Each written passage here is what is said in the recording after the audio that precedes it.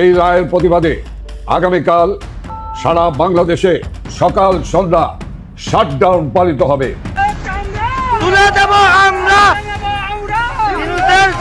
শেখ হাসিনার ফাঁসির রায় ঘোষণার পর বিক্ষুব্ধ সন্ত্রাসীরা বুলডোজার দিয়ে বঙ্গবন্ধুর বাড়ি ভাঙার কর্মসূচি ঘোষণা করে। এ সময় সেনাবাহিনীদের সাথে বাদের দফায় দফায় সংঘর্ষ। তবে ধানমন্ডি ৩২ বঙ্গবন্ধুর বাড়ি বাঁচাতে এবার গোপালগঞ্জ সহ দেশের বিভিন্ন জায়গা থেকে ঢাকায় প্রবেশ করছে আওয়ামী নেতা কর্মীরা। আমাদের কাজ হচ্ছে শুধু দড়ি ধরে মারো টান, স্বৈরাচার যাবে খান খান, সেরকম গ্রামীণ ধরে মারো টান, ইনুস হবে খান খান, গ্রামীণ শেষ করে। এবার শেখ হাসিনা এসে কি করবে? সেই ওই যে 6 মাসের যেটা বিচার রায় দিচ্ছেন শেখ হাসিনার বিরুদ্ধে, সেই রায় শেখ হাসিনা দিবে এখন 90 দিনের ভিতরে। এবং 90 দিনের ভিতরে সে কি করবে? এই যে পুলিশ হত্যাকাণ্ড আর বাকি যত হত্যাকাণ্ড সেগুলোর কেস রিওপেন হবে। প্রত্যেকটাকে লটকাইবো, প্রত্যেকটাকে লটকাইবো, একটাও বাঁচবেন না, প্রত্যেকটাকে লটকাইবো। এই মৃত্যুদণ্ড অর্থাৎ ফাঁসির সাজা দেয়া হলো শেখ হাসিনাকে, অথচ আসলে শেখ হাসিনা ফাঁসির দড়িতে ঝুলবেন না, ঝুললেন মোহাম্মদ ইউনূস। এমন দিন আসছে যেদিন ইউনূস পালাবার পথ পাবেন না, আর শেখ হাসিনা ফিরবেন ক্ষমতায় রাজার বেশে। ঘোষণা করেছে এই রায়কে বাংলার জনগণ প্রত্যাখ্যান করে। এই রায়কে বাংলার জনগণ মানে না, মানবে না। এই রায়ের প্রতিবাদে আগামীকাল সারা বাংলাদেশে সকাল সন্ধ্যা শাটডাউন পালিত হবে।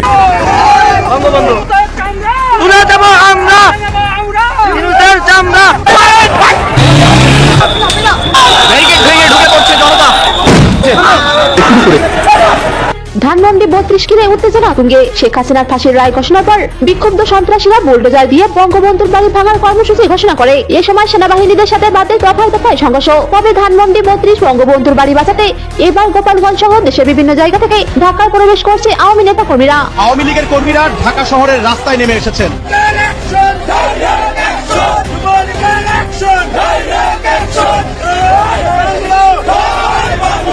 এদিকে গোপালগঞ্জে গর্জে উঠেছে আওয়ামী লীগ। হাতে ঢাল তলোয়ার, মুখে জয় বাংলা স্লোগান। শেখ হাসিনার ফাঁসির রায়ের প্রতিবাদে দেশ জুড়ে কর্মসূচি ঘোষণা দিয়েছে তারা। আইন কানুন বাংলাদেশে কোথায় কি সরকার পরিবর্তন হয়, মামলা সব হাওয়া হয়ে, যেগুলো নাকি কোনো কথাবার্তা বলে না যে ভাই যে মামলাগুলো হইলো এগুলো কি, তাহলে কি মিথ্যা মামলা ছিল? এও কেউ কিছু কয় না। তাহলে কি সঠিক ছিল? এও কিছু কয় না। আরে ভাই মামলা রায় হয়ে রয়েছে, যাবজ্জীবন কারাদণ্ড, এরাও দেখি সব চাল চালে জেল থেকে বেরো যেতেছে। তার মানে সরকার পরিবর্তন হয়, আইন কানুনও চেঞ্জ হয়ে যায়, সংবিধানও চেঞ্জ হয়ে যায়, সব উলট পালট হয়ে যায়। তো এখন আপনার শেখ হাসিনার বিরুদ্ধে ডাক ঢোল পিটিয়ে দেওয়া, হাউ কাউ করে চিল্লাচিল্লি করে একটা মামলা রায় দিয়েছেন, তো কি হয়েছে? সে তো ডিজে পার্টি করতেছে এখানে। যাক না, 1 বছর 2 বছর 3 বছর 4 বছর যাক। আবার যদি খোদা না করুক শেখ হাসিনার দল যদি ফিরে আসে, তখন কি হবে? এই পথ আপনিই দেখে গেলেন। শেখ হাসিনা 5 বছর আইসিটি ট্রাইব্যুনালের যে বিচার রায় আপনারা যেহেতু 3 মাস 6 মাসে নিয়েছেন, এবার শেখ হাসিনা এসে কি করবে? সেই ওই যে 6 মাসের যেটা বিচার রায় দিয়েছেন শেখ হাসিনার বিরুদ্ধে, সেই রায় শেখ হাসিনা দিবে এখন 90 দিনের ভিতরে। সেই রায় দিবে শেখ হাসিনা যদি খোদাই না করুক বাংলাদেশে আছে, সেই রায় দিবে 90 দিনের ভিতরে। এবং 90 দিনের ভিতরে সে কি করবে? এই যে পুলিশ হত্যাকাণ্ড আর বাকি যত হত্যাকাণ্ড সেগুলোর কেস রিওপেন হবে। প্রত্যেকটাকে লটকাইবো, প্রত্যেকটাকে লটকাইবো, একটাও বাঁচবেন না, প্রত্যেকটাকে লটকাইবো। রাইট হয়ে দেখুন আর কি 5 বছর। যেহেতু আপনারা চ্যানেল ভালো, ওই আন্তর্জাতিক কোনো আইন কানুন, আন্তর্জাতিক কোনো সমালোচনা পর্যালোচনা কোনো কিছুর ধারেনি আপনারা আপনাদের মতো করে রাইটে দিয়ে গেছে। যেহেতু বাংলাদেশ আপনার ক্ষমতা, আপনাদের হাতে রায় আপনারা দেবেন, ধরে রায়টা ফাঁসি দেবেন, আপনারা দিবেন, করতেই পারেন আপনারা। আপনার যদি কোনো আন্তর্জাতিক আইন কানুন পর্যবেক্ষণ, ভালো মন্দ সমালোচনা, অ্যাকাউন্টেবিলিটি কোনো ডারে গেছে না, যেমনি যা পারছেন করছেন, রায় দিয়ে দিচ্ছেন। তো শেখ হাসিনা একই কাজ করছে, শেখ হাসিনা কি রে ভাই? তাহলে আমি আর ওই 5 বছরের সবাই নিচে কি করতে? তাহলে তো আমি এই যে 90 দিনের ভিতরে রায়টা দিয়ে সবগুলো লটকে ফটকে দিয়ে দিই, ঝামেলা শেষ, সব কাহিনী শেষ। তো সেও তো তাই করবে। এখন এই পুলিশ হত্যার যে রিওপেন কেসগুলো বলে সবই রাষ্ট্রদ্রোহ মামলা পড়বে, এদের সবগুলোর উপর রাষ্ট্রদ্রোহ মামলা পড়বে। আর রাষ্ট্রদ্রোহ মামলার কি একমাত্র সাজা হলো ফাঁসি, ফাঁসিকে দাঁড়ি। রাষ্ট্রদ্রোহ মামলার একমাত্র সাজা হলো ফাঁসিকে দাঁড়ি, उसको लटका दो, বুঝছেন? একদম সবগুলো লটকে দেবে। তো এখন শেখ হাসিনা রায় দেওয়ার ব্যাপার, শেখ হাসিনা তো ভালো হয়েছে। এখন সেখানে যদি মৃত্যুদণ্ডপ্রাপ্ত আসামি, তো এখন স্বাভাবিকভাবে সে পার্মানেন্ট ভাবে হয়ে গেল ভারতে, সেখানে আরো পার্মানেন্ট হয়ে গেল ভারতে। এখন সে পার্মানেন্ট হয়ে গেল। মোদিও তার দেশে জনগণকে এক্সপ্লেন করতে পারে যে দেখো যে বেচারা ভদ্রমহিলাকে আমরা এখানে নিয়ে আসি, তার বিরুদ্ধে এই অন্যায়ভাবে এই ধরনের রায়টা দিয়েছে, গেলে বেচারাকে ফাঁসি দিয়ে। 2 দিন আগে তো এটা বলতে পারতো না মোদি, এখন তো বলবে। তো পার্মানেন্ট হয়ে গেল তার থাকা। বাংলাদেশের আন্তর্জাতিক অপরাধ ট্রাইব্যুনাল সাবেক প্রধানমন্ত্রী শেখ হাসিনাকে মানবতা বিরোধী অপরাধের দায়ে মৃত্যুদণ্ডের রায় ঘোষণা করেছে। কিন্তু এই মৃত্যুদণ্ড অর্থাৎ ফাঁসির সাজা দেয়া হলো শেখ হাসিনাকে, অথচ আসলে শেখ হাসিনা ফাঁসির দড়িতে ঝুলবেন না, ঝুললেন মোহাম্মদ ইউনূস। কেন বলছি এই কথাটা? এখানে আলোচনা করব।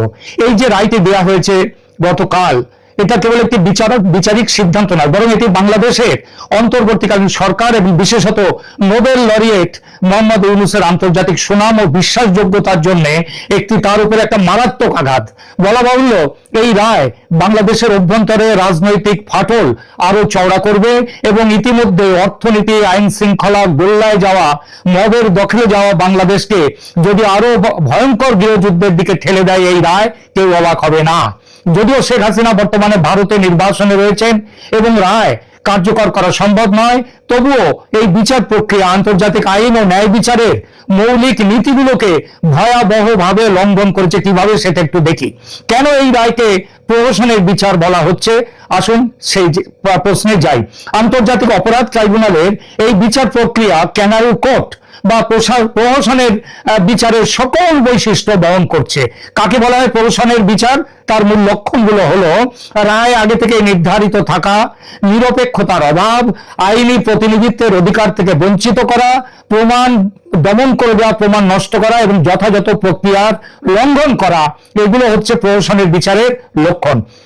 শেখ হাসিনার বিরুদ্ধে পরিচালিত এই বিচার বা অবিচার বা বিচারহীনতার মানদণ্ডে পুরোপুরি খাপ খেয়ে যায়। প্রথমত শেখ হাসিনাকে তার অনুপস্থিতিতে বিচার করা হয়েছে। আন্তর্জাতিক আইনের মৌলিক নীতি অনুযায়ী অভিযুক্তের নিজের বিচারে উপস্থিত থাকার অধিকার রয়েছে। আন্তর্জাতিক দেওয়ানি ও রাজনৈতিক অধিকার চুক্তি ICCPR তার 14/3 14(3) ঘ ধারা স্পষ্টভাবে বলে যে প্রত্যেকে নিজের বিচারে উপস্থিত থাকার এবং ব্যক্তিগতভাবে নিজের পছন্দের আইনি সহায়তার মাধ্যমে আত্মপক্ষ সমর্থনের অধিকার রয়েছে। যদিও ব্যতিক্রম পরিস্থিতিতে অনুপস্থিতিতে বিচার যায়, তাহলেও সেটা তখনই করা যায় যখন অভিযুক্ত ইচ্ছাকৃতভাবে বিচার এড়াচ্ছেন এবং তার অধিকারগুলো অর্থাৎ ন্যায়িক বিচার, সম্পূর্ণ সঠিক বিচার পাওয়ার অধিকারগুলো সম্পূর্ণভাবে সংরক্ষিত থাকা সত্ত্বেও তিনি যখন গড় হাজির থাকেন অভিযুক্ত, তখন তার অনুপস্থিতিতে বিচার করা যায়। বলা বাহুল্য, এখানে বিচার প্রক্রিয়ায় শেখ হাসিনার ন্যায়িক অধিকার আদৌ রক্ষিত হয়নি এবং এটা একটা সুষ্ঠু ন্যায় বিচারের যে পক্ষে সেই রকম ব্যবস্থা সেখানে ছিল না। তো তার জন্য আজকে এই অবস্থা, তিনি সেখানে যেতে পারেননি এবং এটা আগাগোড়া এই বিচার হচ্ছে প্রতিশোধ স্পৃহা থেকে তৈরি করা একটা বিচার প্রক্রিয়া। দ্বিতীয়ত, ট্রাইব্যুনালের বিচারকদের নিরপেক্ষতা নিয়ে গুরুতর প্রশ্ন রয়েছে। জাস্টিস মোহাম্মদ গোলাম মর্তুজা মজুমদারের নেতৃত্বে থাকা 3 সদস্যের প্যানেলের বিচারকরা সবাই রাজনৈতিকভাবে আওয়ামী লীগ বিরোধী, বিএনপি, জামাত এদের সাথে যুক্ত এবং তাদের সাথে প্রকাশ্যভাবে সম্পৃক্ত। প্রধান প্রসিকিউটর তাজুল ইসলাম, তিনিও জামাতের লোক। এটা বিচারিক প্রক্রিয়ার নিরপেক্ষতার স্পষ্ট লঙ্ঘন। তৃতীয়ত, শেখ হাসিনাকে তার পছন্দের আইনজীবী নিয়োগের সুযোগ দেওয়া হয়নি। তিনি যাদেরকে নিয়োগ দিতে চেয়েছিলেন ঢাকার, তাদের সেই নিয়োগটা তাদের এগুলো গ্রহণ করা হয়নি। ট্রাইব্যুনাল রাষ্ট্রীয়ভাবে শেখ হাসিনার জন্য একজন আইনজীবী নিযুক্ত করেছে। ব্রিটিশ সাংবাদিক ডেভিড বার্গম্যান এইটার উদ্দেশ্য, এই উদ্বেগ প্রকাশ করেছেন যে একই আইনজীবী শেখ হাসিনা এবং তার সহ অভিযুক্ত আসাদুজ্জামান খান কামাল এই দুজনকে প্রতিনিধিত্ব করছেন, যেটা করতে পারেন না। এটা স্বার্থের সংঘাতের একটা স্পষ্ট উদাহরণ। এটা কখনোই গ্রহণযোগ্য নয়। আন্তর্জাতিক অপরাধ ট্রাইব্যুনালের বিতর্কিত ইতিহাস দিকে একবার দেখা যাক। বাংলাদেশের আন্তর্জাতিক অপরাধ ট্রাইব্যুনাল দীর্ঘদিন ধরে আন্তর্জাতিক সমালোচনার মুখে রয়েছে। 2012 সালে হিউম্যান রাইটস ওয়াচ ট্রাইব্যুনালকে গভীরভাবে সমস্যাযুক্ত, ন্যায্য বিচারের মানদণ্ডের প্রশ্নে ভরা বলে অভিহিত করেছিল। সংস্থাটির এশিয়া বিভাগের পরিচালক ব্র্যাড অ্যাডামস তিনি বলেছিলেন, যদি বাংলাদেশ সরকার চায় যে এই বিচারগুলো গুরুত্বের সাথে নেওয়া হোক, তাহলে অবশ্যই নিশ্চিত করতে হবে যে অভিযুক্তদের অধিকারগুলো সম্পূর্ণভাবে সম্মানিত হচ্ছে। এটা তার আমলের কথা। অ্যামনেস্টি ইন্টারন্যাশনাল ট্রাইব্যুনালের তীব্র সমালোচনা করেছিল এবং বলেছিল যে ট্রাইব্যুনাল সম্পূর্ণভাবে আন্তর্জাতিক মানদণ্ড অনুসরণ করছে না। জাতিসংঘের মানবাধিকার বিশেষজ্ঞরা উদ্বেগ প্রকাশ করেছেন যে হাসিনার বিচার, ন্যায্য বিচার ও যথাযথ প্রক্রিয়ার মানদণ্ড মেনে হচ্ছে না। ইউরোপীয় ইউনিয়ন 2024 সালের নভেম্বরে আইসিটির আইন কাঠামো নিয়ে উদ্বেগ প্রকাশ করেছেন গত বছর এবং আন্তর্জাতিক মানবাধিকার মানদণ্ডের সাথে সামঞ্জস্যপূর্ণ করতে দ্রুত সংশোধনের আহ্বান জানিয়েছিল। ইউরোপিয়ান ইউনিয়ন জোর দিয়েছে যে আইনি প্রক্রিয়ার সকল পর্যায়ে যথাযথ প্রক্রিয়া নিশ্চিত করার গুরুত্ব রয়েছে।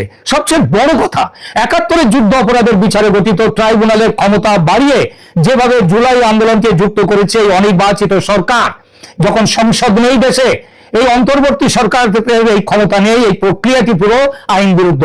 আন্তর্জাতিক ফৌজদারি আইনে অনুপস্থিতিতে বিচার নিরুৎসাহিত করা হয়। আন্তর্জাতিক ফৌজদারি আদালতের রোম সংবিধি স্পষ্টভাবে বলেছে যে অভিযুক্তকে বিচারের সময় উপস্থিত থাকতে হবে, তার সমস্ত রকমের ন্যায় বিচারের প্রক্রিয়া তার জন্য খোলা রাখতে হবে। যুগোস্লাভিয়া এবং রুয়ান্ডার জন্য আন্তর্জাতিক ফৌজদারি ট্রাইব্যুনালগুলো এবং সিয়েরা লিওনের বিশেষ আদালত সব জায়গাতে অনুপস্থিতিতে বিচার নিষিদ্ধ করেছে, যেটা বাংলাদেশে হলো। হিউম্যান রাইটস ওয়াচ স্পষ্টভাবে বলেছে যে অভিযুক্তের অনুপস্থিতি বিচার প্রক্রিয়াকে দুর্বল করে এবং অভিযুক্তের অধিকারকে ক্ষতিগ্রস্ত করে। আন্তর্জাতিক আইনের প্রবণতা হলো আসামিকে শারীরিকভাবে উপস্থিত থাকা এবং নিজের বিচারে অংশগ্রহণের জন্য যাবতীয় ন্যায় বিচারের অধিকার তাকে দিতে হবে। শেখ হাসিনার ক্ষেত্রে বলা হচ্ছে যে তিনি একটি সঠিক ট্রাইব্যুনালে তার অভিযোগকারীদের মুখোমুখি হতে ভয় পান না। শেখ হাসিনা নিজে বলেছেন, তিনি বলেছেন যেখানে প্রমাণ ন্যায্যভাবে পরীক্ষা করা যায়। তিনি অন্তর্বর্তী সরকারকে চ্যালেঞ্জ করেছেন হেগের আন্তর্জাতিক ফৌজদারি আদালতে এই অভিযোগগুলো নিয়ে যেতে। সেখানে তিনি নিজে উপস্থিত থাকবেন এবং তার এই কথা প্রমাণ করে যে তিনি বিচার এড়াচ্ছেন না, বরং একটি ন্যায্য নিরপেক্ষ বিচার চাইছেন, যেটা বাংলাদেশের ওই আন্তর্জাতিক ক্রাইম ট্রাইব্যুনালে হওয়া সম্ভব না।